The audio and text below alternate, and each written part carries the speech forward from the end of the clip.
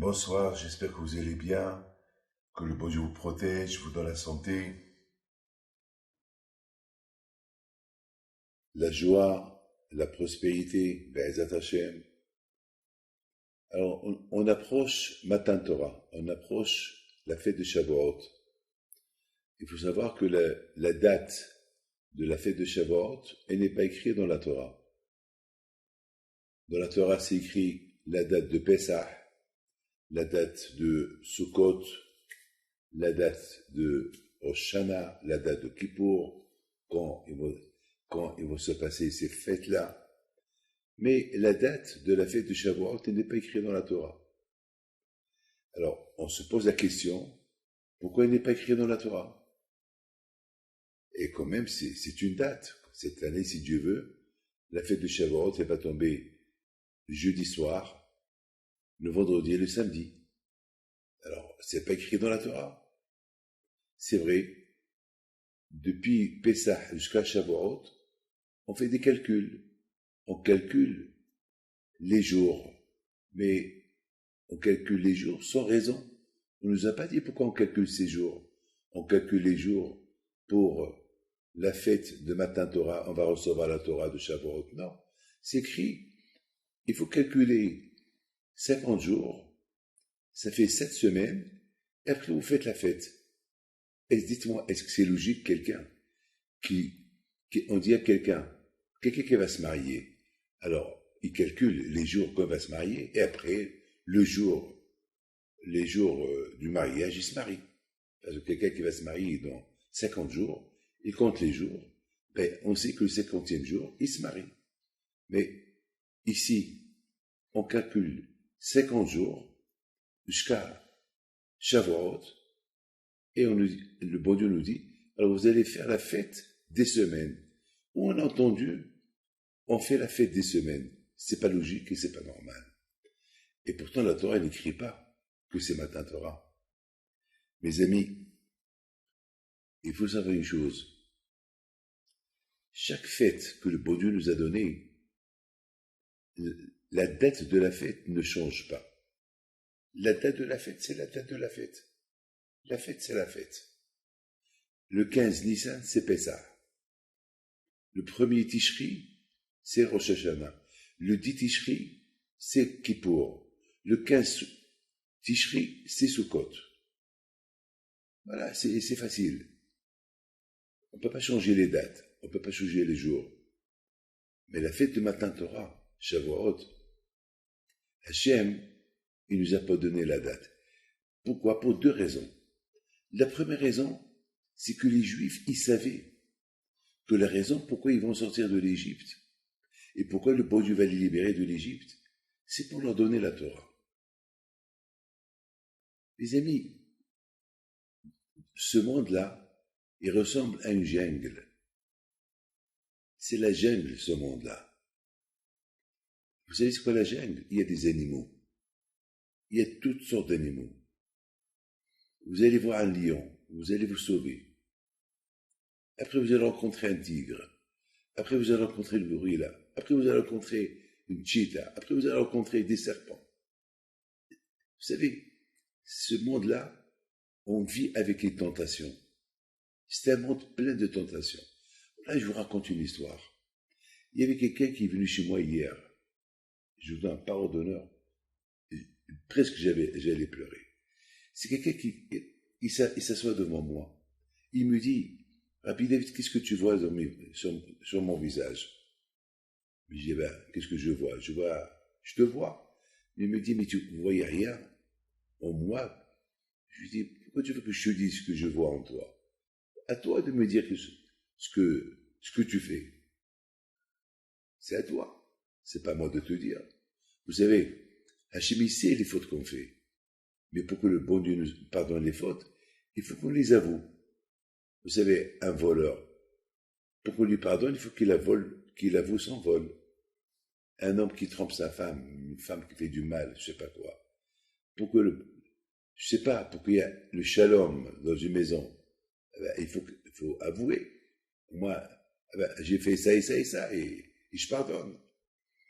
Les amis, le bon Dieu, c'est vrai, De toute façon, il va pardonner. Mais il faut que tu avoues. Mais tu vas me dire, mais le bon Dieu, il sait tout. C'est vrai. Le bon Dieu, il sait tout. Mais le bon Dieu, il veut que toi, tu avoues. Pourquoi? Parce que les tentations, ils sont énormes. Lorsque je faute, pour que je vais rééditer la faute, pour qu'il n'y aura plus de faute, il faut qu'elle sorte de moi. Il faut que je l'avoue. Une fois que je l'ai dit, une fois que je l'ai avoué, alors, bon Dieu, il va pardonner. Et moi-même, je ne vais plus le refaire parce que lorsque j'avoue, je réalise le mal que j'ai fait. Vous savez, hier, ce monsieur-là me dit, j'ai honte de vous dire. Je lui dis, écoute-moi. Je lui dis, écoute-moi. T'as honte du bon Dieu? Il dit, justement, j'ai beaucoup honte. Je dis, lorsque tu as fait la faute, tu n'avais pas honte. Parce que tu avais la tentation de faire la faute, l'envie de faire la faute. Elle a dépassé la peur du bon Dieu. Elle t'a aveuglé les yeux pour ne pas voir qui est le bon Dieu. Mais mes amis, lorsque quelqu'un trompe quelqu'un, est-ce pendant le moment qu'il veut tromper ou qu'il est en train de tromper, est-ce qu'il pense qu'est-ce que les gens vont savoir? Qu'est-ce que le bon Dieu va lui dire? Non. Parce que l'envie de tromper et le plaisir de tromper, ça dépasse tout. Ça dépasse tout. Ça dépasse l'imagination. Donc, le seul moyen pour qu'il n'y aura plus de tromperie, qu'il n'y aura plus de faute, il faut avouer. Alors ce monsieur-là, je lui dis, qu'est-ce que je te dis? Je lui dis déjà, tu as une sale tête. Tu as une sale tête. Alors déjà, dis-moi, qu'est-ce que tu as fait? À quoi ça que je te dis? À toi de me le dire. Tu as honte de parler. Mais si je te le dis, tu auras honte. Alors, avoue, comme ça, tu ne répètes plus. Il me dit, je suis un homme qui fait beaucoup de tzedaka. Je suis un homme qui fait beaucoup de tzedaka. Je fais beaucoup, beaucoup, beaucoup de charité. Écoute-moi, la charité, tout le monde l'a fait. Et je suis en train de te vanter de la charité que tu fais. Dis-moi la faute que tu as fait. Il m'a dit qu'il trompe sa femme. Que Dieu préserve. C'est de la folie. C'est de la folie. En plus, avec une femme mariée. J'ai rien compris. Je lui dis, tu te vantes, tu te rachètes avec toutes les fautes. En plus, il m'a porté une grosse enveloppe d'argent. Je dis, quoi, tu veux m'acheter avec l'argent? J'ai dit, mais je l'ai fait pleurer. Il a pleuré. Bon, je lui ai dit quoi faire pour que le bon Dieu lui pardonne. Et tu sais, c'est une faute qui est presque impardonnable. C'est il a cassé deux familles, il a cassé sa famille et l'autre famille. C'est pas facile. Mes amis, lorsque Hachem, il a libéré les Bnei Israël de l'Égypte, les Bnei Israël, ils savaient que ce qu'ils sont en train de faire en Égypte, la vie qu'ils ont vécue en Égypte, c'est plus la vie qu'ils vont vivre lorsqu'ils vont quitter l'Égypte. Vous savez, mes amis, la vie qui mène un célibataire, elle n'est pas pareille que la vie qu'il mène un homme marié. C'est deux vies différentes. La vie du célibataire, il est libre, il fait ce qu'il veut. La vie de quelqu'un, de personne mariée, il ne peut pas faire ce qu'il veut. Il y a sa femme. Il doit toujours demander à sa femme. Il y a toujours une discussion, parce qu'il n'est plus seul. C'est deux personnes qui vont gérer l'affaire. C'est pas facile. Donc mes amis, les Bnei Israël, lorsqu'ils ont quitté l'Égypte, ils savaient qu'en quittant l'Égypte, c'est pour recevoir la Torah. Alors, quel est le but? Pourquoi il fallait compter les jours et les semaines, et la Torah n'écrit pas la date de Matan Torah?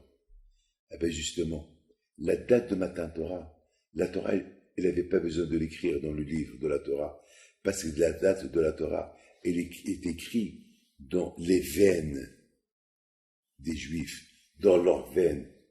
C'est écrit. Lorsque quelqu'un veut se marier, il voit que la femme qui va marier le jour du mariage. Il voit que, hier j'ai vu un couple qui vont se marier, si Dieu veut, le mois de septembre. Ça veut dire d'ici à peu près 5 mois. Il faudrait voir que chaque fois il la regarde, amoureusement. Il la regarde, il la regarde. Il la regarde. Et elle aussi, elle le regarde, ils avaient honte, bien sûr, c'est des gens qui sont des gens qui sont bien, mais je lui dis, alors, si de la façon dont tu regardes ta femme, ça veut dire que tu l'aimes tant. Pourquoi attendre 5 mois? Pourquoi tu te maries pas dans 1 mois, dans 2 mois? Vous savez qu'il me répond? Il me répond comme ça. Il me dit, parce que je voudrais bien la marier tout de suite, mais j'ai pas d'argent. J'ai rien du tout. On n'a rien. Et si on avait de l'argent, on serait mariés même le plus tôt possible. J'ai pas, je dis, ici je t'aide. Ici je te ramasse l'argent pour te marier, faire un petit mariage, pas un mariage de luxe, un mariage dans un bateau, un mariage normal. Et regarde sa fiancée. Elle fait un geste de oui. Eh ben, j'aurais promis que je vais les aider. Je vais tout faire pour leur faire un petit mariage.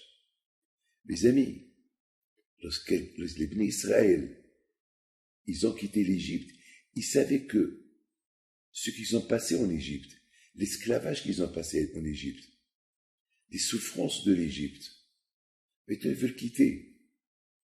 Maintenant ils veulent quitter l'Égypte, quitter cette vie d'esclavage, et être les esclaves d'Hachem.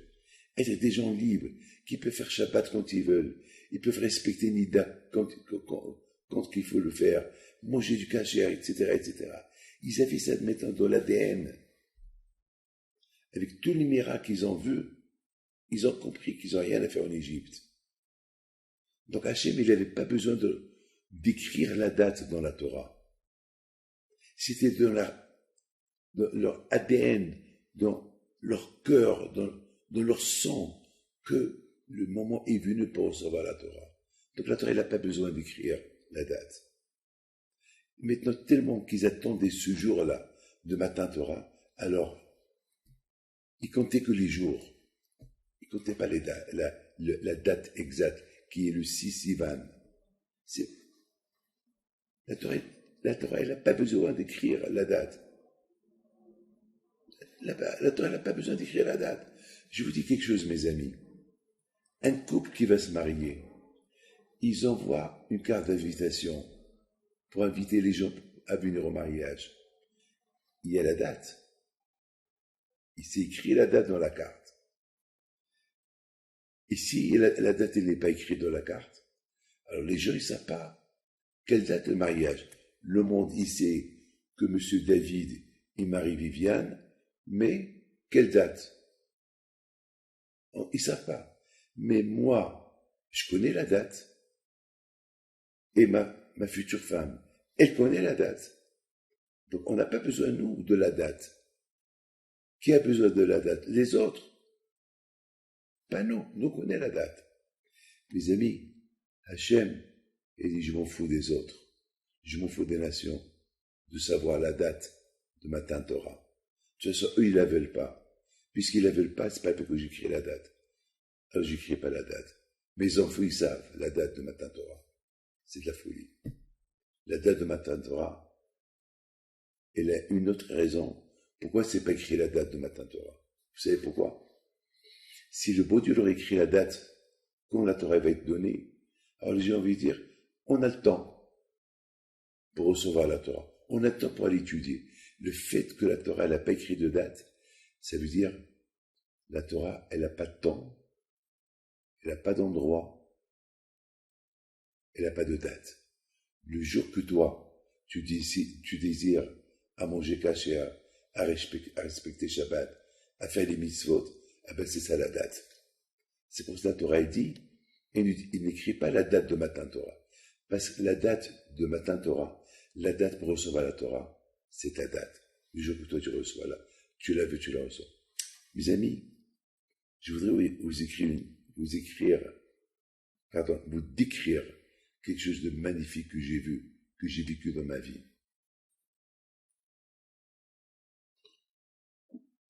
Vous savez, chaque jour, j'apprends de la vie.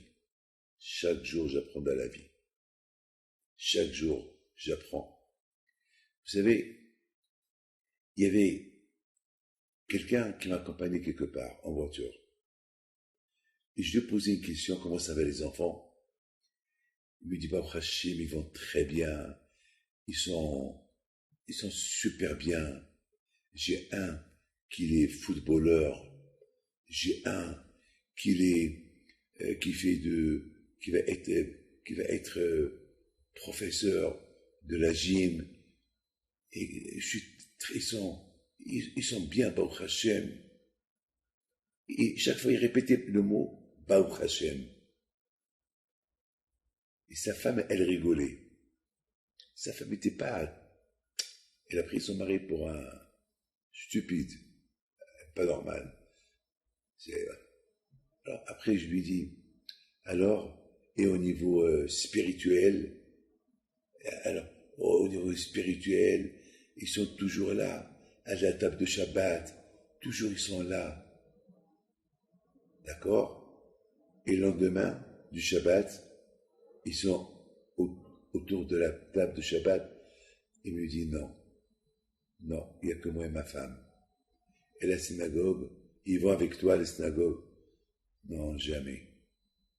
Alors tu te vantes de tes enfants parce qu'il c'était un bon footballeur, l'autre c'est un bon maître nageur, l'autre c'est un bon coach. C'est de ça que tu te vantes. Et tu me dis, Baruch Hashem, est-ce qu'il mange cachère? Non. Et ta fille, elle est en Suisse. Et qu'est-ce qu'elle fait en Suisse? Elle travaille dans une banque? Non. Elle est interne dans une école en Suisse. Et dans cette école, il y a des juifs? Non. Elle mange cachère? Malheureusement, non. Alors le bon Dieu a donné la Torah à tout le monde, sauf à toi. Alors toi, tu n'as pas reçu la Torah. Alors tu es juif que par le nom, et tu crois que tes enfants, ils vont suivre plus ou moins toi. Tu es d'origine du Maroc. Tu as eu un peu d'éducation de tes parents, un peu d'émouna de tes parents. Et cette émouna que tu as eu de tes parents, tu l'as gardée pour toi, tu ne l'as pas transmise à tes enfants. La religion juive, on la transmet. Le Hachem nous a donné la Torah. On était tous là. Tous là. Ceux qui étaient présents et ceux qui n'étaient pas présents. Ceux qui ne sont pas nés encore. Ceux qui vont naître jusqu'à la venue de Mashiach. Ils étaient tous là. Et tous ont entendu Anochi Hachem. Tout le monde a entendu que Hachem, il leur dit, c'est moi qui vous ai libéré de l'Égypte. De la maison des esclavages. Pour vous donner la Torah. C'était ça la raison pourquoi je vous ai libéré. Sinon, pourquoi vous voulez que vous voulez que je vous libère de l'Égypte? J'aurais pu vous laisser là-bas, s'assimiler là-bas, crever là-bas. Et c'est tout. Alors, mes amis, tout le monde était présent. Et tout le monde, on dit, on accepte la Torah. Et mes amis, il n'y avait pas uniquement ceux qui étaient là-bas. Il y a ceux qui n'étaient pas nés encore comme moi, David Pinto, et comme vous qui m'écoutez. Vous n'étiez pas des gens qui sont sortis de l'Égypte. Donc vous êtes nés quelques milliers d'années plus tard, mais vous étiez présents. Mais pendant des milliers d'années, on était encore dans le ciel. Nos âmes ne sont pas venus ici. Mais on a écouté Anochi. On a écouté c'est moi Hachem. Et on était présent. On était présent sans être présent. Il n'y avait que nos âmes qui étaient présentes. Donc c'est à l'obligation de nos parents de nous transmettre cette Torah, ce qu'on a entendu le jour du 6 Sivan. Ce qu'on a entendu il y a quelques milliers d'années, c'est à nos parents de nous le transmettre. C'est ça leur obligation. On dit Moshe Kibel Torah mi Sinaï. Moshe a reçu la Torah de Sinaï. Il l'a donné à Yeshua. Et Yeshua, il a donné. Ça veut dire, chaque tzadikim de la génération, ils transmettent. Chaque juif, c'est un Moshe Rabbeinu. Chaque juif, il était à Har Sinaï. Chaque juif, il a reçu la Torah. Et chaque juif, il s'appelle Moshe. Moshe, il a reçu la Torah de Har Sinaï et il a transmis à son fils. Parce que son fils aussi, il était là-bas. Alors, pourquoi cette transmission? Pourquoi cette transmission? Ben, mes amis, c'est facile. C'est facile, mes amis. Vous savez, quelqu'un qui est riche, il a un héritage. Ben, il a deux options. Cet héritage-là, il le laisse à ses enfants. En général, le père, il laisse l'héritage pour ses enfants. Mais non, il y a des parents qui ne laissent pas l'héritage de leur enfant. Pour des raisons que je ne veux pas rentrer dans les détails. Moi, je connais beaucoup des gens qui sont venus chez moi pour signer un acte déshéritif, parce qu'ils veulent déshériter leur enfant. Pour des raisons que je ne peux pas vous dire. Ça existe. Ça existe. Ça existe. Donc, mes amis, chacun il a un héritage et il fait un testament pour le donner à tel, à tel, à tel, ou un tel, ou un tel, ou un tel. Alors, mes amis, c'est ça la Torah. La Torah, c'est un héritage. Moracha qui est là, Yaakov, un héritage que on a de père en fils. Et cet héritage-là, on le transmet à nos enfants. Grâce à Dieu, on a vécu dans une maison, on n'avait besoin de rien. On n'avait besoin de rien, Baruch Hashem, mais on avait besoin de la vie spirituelle. Ça, c'est nos parents qui nous la donnent. Mes amis, je voudrais vous raconter une très belle histoire. Une histoire qui va vous rendre fou.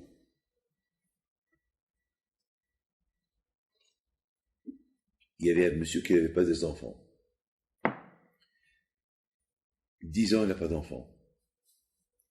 Et une fois, j'étais en Argentine, il m'a invité pour Shabbat. Toute sa famille était présente. Et on a fait un super Shabbat. Il me fait rentrer dans sa chambre, après que tout le monde est parti. Il me fait montrer sa maison. Il m'a fait montrer son coffre. Il dit, voilà, j'ai une belle maison, j'ai l'argent, j'ai tout, mais j'ai pas d'enfant. À quoi? Tous mes frères, ils sont mariés, ils ont des enfants. Moi, j'ai pas d'enfants. Qu'est-ce que je vais faire? Et j'avais de la peine pour lui. Il me dit, Rabbi David, je sais que votre grand-père, c'est un tzaddik, Rabbi Haïm Pinto. Une bracha. Une promesse. Alors, il me demande une question. Il me dit, combien de costumes vous avez? Combien de costumes vous avez emmené avec vous pour l'Argentine? Je lui dis 2. Il me dit, écoutez-moi, vous allez me laisser vos costumes pour les mettre pour la Brit Mila de mon fils l'année prochaine. Parce que j'aurai 2 enfants. Par le zéro de Rabbi Pinto. Je lui dis, c'est pas possible. Non. C'est grave. Pendant 10 ans que tu n'as pas d'enfants. Et moi, je suis pas le bon Dieu. Il me dit, je vais avec une bracha. Je veux. C'est pas toi le bon Dieu. Mais lorsqu'on a reçu la Torah, Hachem, il nous a donné des tzadikim. Le jour de matin Torah, Hachem, il a décidé les tzadikim qui vont être à chaque génération. Il y avait la génération de Rabbi Haïm Pinto. Donc, par son zéchout, il peut avoir un miracle. J'aurai 2 enfants. J'ai une espèce de fou. Déjà, 1, tu n'as pas, tu veux 2. Il a dit oui, les 2 costumes. Alors moi, pour m'évader de lui, je lui ai dit, si tu me donnes tout ce qu'il y a dans ce coffre. Il dit, dans ce coffre, il y a telle somme.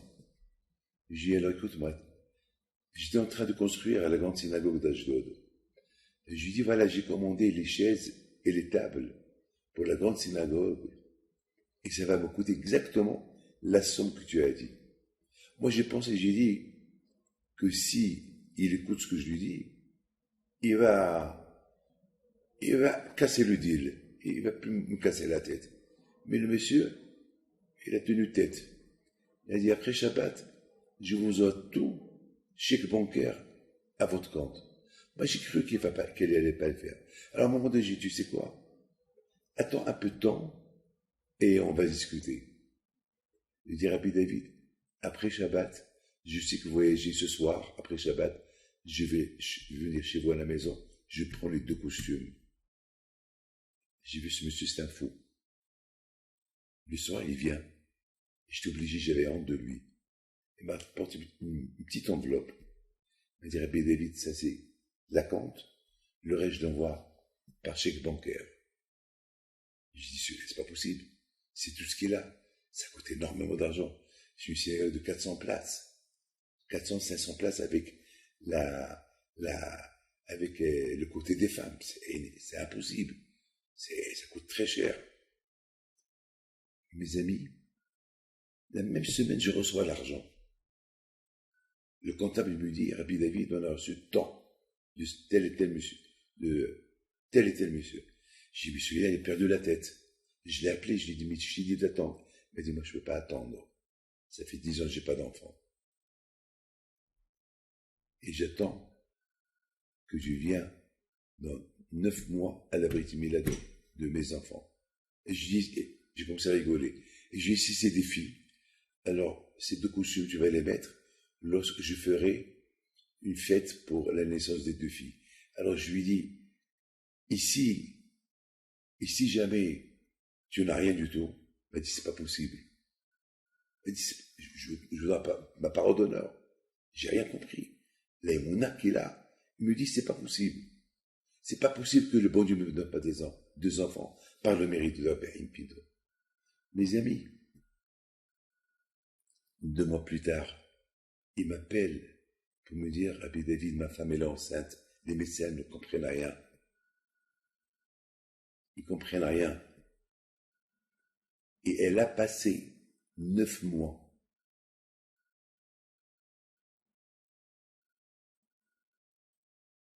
de grossesse très dure, difficile.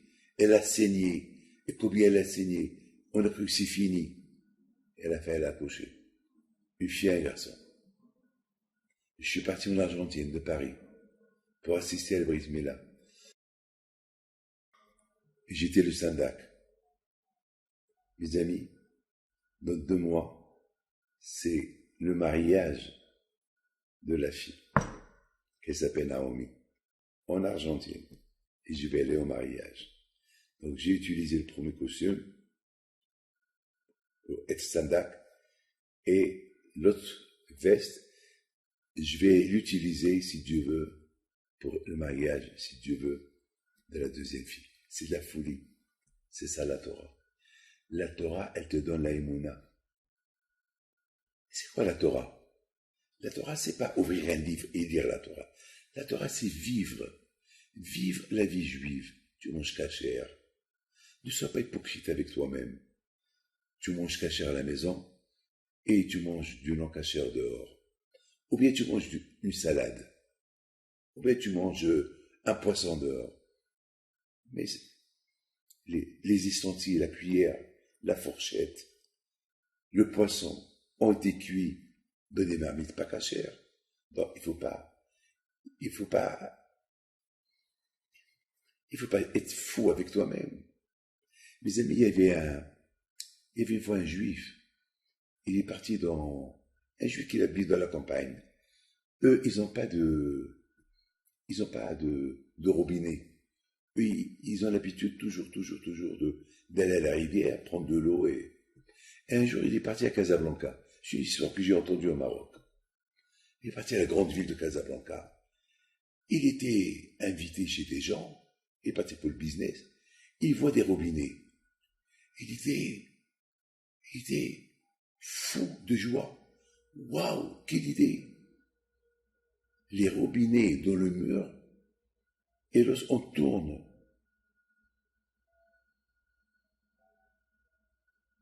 le robinet, lorsqu'on tourne le truc là, il y a de l'eau qui coule. Waouh! C'est une super affaire. Il a acheté des centaines. Il est parti à la campagne. Il a dit, ça y est, je vais devenir millionnaire. Avec cette patente-là de robinet, je vais devenir... Ça y est, les gens, ils ont plus de raison d'aller à la rivière pour apporter de l'eau. Je m'excuse, je suis un peu pris par la gorge. Alors, excusez-moi si je parle comme ça, parce que avec la clim, j'ai attrapé le froid. Alors, je ne sais pas le corona. Le corona est derrière nous. Hein. Donc, ce monsieur-là, il place un robinet chez lui à la maison. Il invite le monde pour voir la jeb, pour voir, waouh, quelque chose de magique. Et dans sa tête, tout le monde va sauter pour acheter les robinets, va être millionnaire. Une fois qu'il a placé, il tourne le robinet, il n'y a pas d'eau. Il était fou de rage. Il retourne à Casablanca. Il va chez le marchand. Lui dit, tu m'as eu. J'ai acheté chez toi presque. J'ai vidé tout le magasin. J'ai pris tous les robinets que tu avais. Il n'y a pas d'eau. Il dit, comment tu as fait? Il dit, ben, j'ai pris le robinet, je l'ai placé dans le mur. Il dit, espèce de fou. Mais jamais tu auras de l'eau. Le robinet, on le place avec des tuyaux. Et ces tuyaux, ils vont jusqu'à un endroit où il y a de l'eau. Et c'est comme ça que tu as de l'eau dans la maison. Mais tu es fou. Mais t'es dingue. C'est comme... C'est ça, les amis.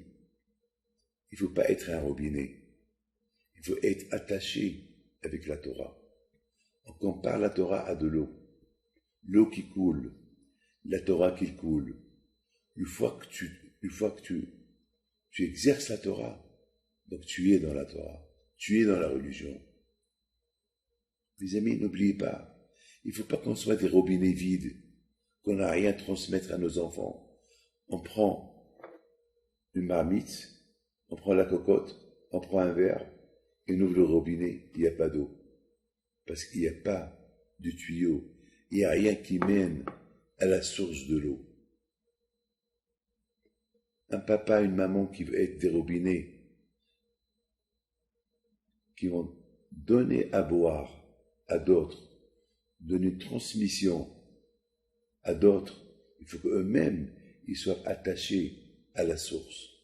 S'ils ne sont pas attachés à la source, ils n'ont rien donné à leur enfant. Comme ce monsieur-là que je vous dis tout à l'heure, il me parle de quoi? Il dit, Baruch Hashem, mon fils, il est un footballeur, mon fils, c'est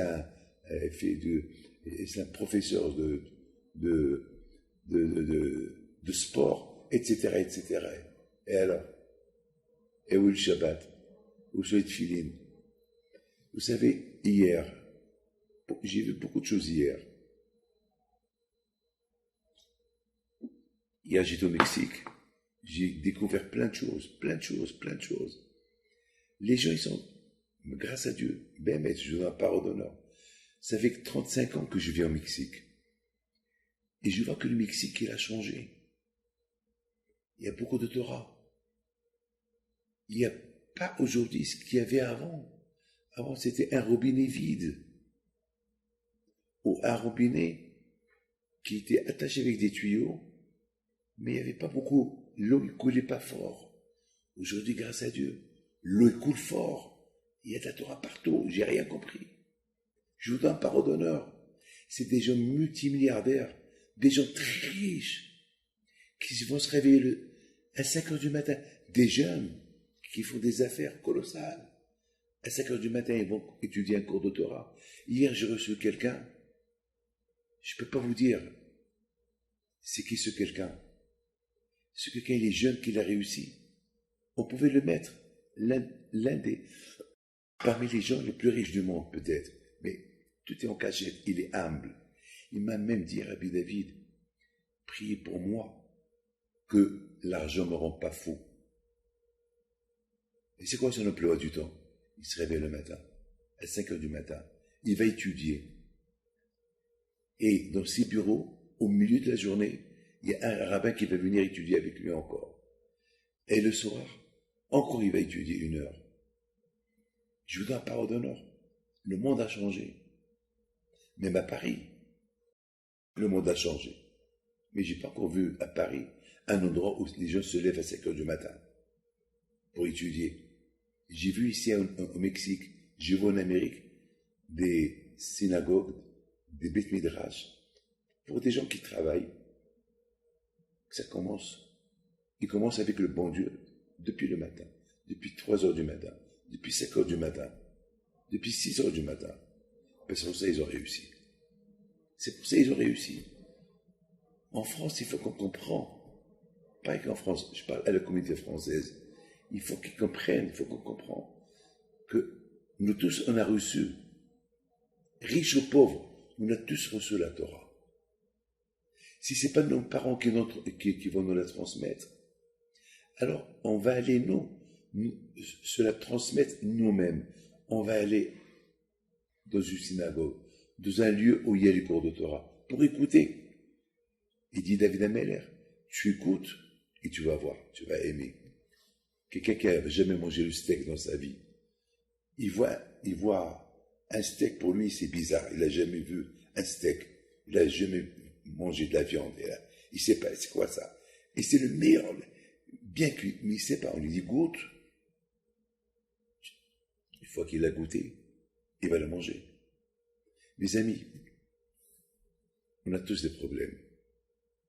On a tous des problèmes. Ça n'existe pas quelqu'un qui n'a pas de problème. Mais quelqu'un qui est dans la Emouna, quelqu'un qui est dans la Torah, ils ne sont pas le problème. Alors il y avait une femme qui me demande, alors moi qui n'étudie pas la Torah, comment ça se fait que j'ai des problèmes et je n'arrive pas à m'en sortir des problèmes? Alors je lui pose la question, est-ce que tu manges kasher? Est-ce que tu fais Shabbat? Elle me dit non, non, non, non, non. J'ai dit alors quoi? Moi, elle respecte les mitzvot que vous les femmes, vous avez l'obligation de les faire. Et tu vas voir. Et tu vas voir. Mes amis, il n'y a pas de date de Torah quand on va recevoir la Torah. La date, elle nous appartient, à nous de choisir la date. Tu choisis la date quand tu vas recevoir la Torah et tu la reçois. Je termine avec une histoire. Une super histoire. Il vient chez moi quelqu'un cette semaine. Et ce quelqu'un, l'année dernière, je l'ai vu au Mexique. Il n'a pas de chance pour le mariage. Il n'a pas de chance. Il sort avec toutes les filles. En plus, il est riche. Il a une voiture blindée parce qu'il est riche. Il a une belle voix. Et il est riche, il est beau, mais il n'a pas de chance. J'ai dit, écoute-moi mon fils. Je veux que tu fais bien Shavuot. La veille de Shavuot, tu ne vas pas dormir. Tu vas aller à la synagogue. Ici au Mexique, il y a plein de synagogues qui sont ouvertes toute la nuit. Tu vas à la synagogue. À Shavuot, on se marie avec la Torah. Comme je vous ai dit tout à l'heure, on n'a pas besoin. Le Hatan et la Kala, ils n'ont pas besoin qu'on leur rappelle le jour de leur mariage. Moi, je me rappelle, je me suis marié le 4 janvier. Jamais j'oublierai le jour de mon mariage. Parce que le chiffre 4 janvier, ça m'a marqué. Il est dans ma tête. Donc, je n'ai pas besoin qu'on me le rappelle. Donc, je lui dis, écoute-moi, Shavuot, il arrive. Tu vas passer la nuit à la synagogue. Tu vas étudier. Tu vas te marier avec la Torah. Le bon Dieu va t'apporter ton mazal. Et l'année prochaine, alors je viens, eh bien, si Dieu veut, je te verrai avec ta femme.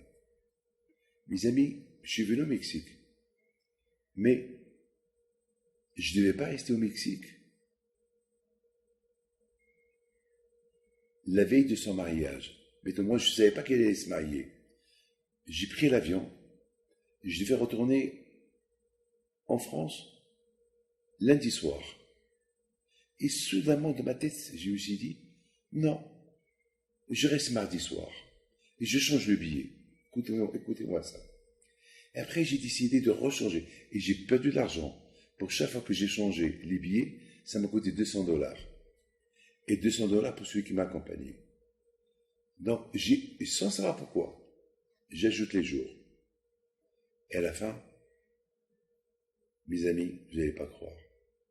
Alors j'arrive, on me dit que le mariage, c'est le mardi soir.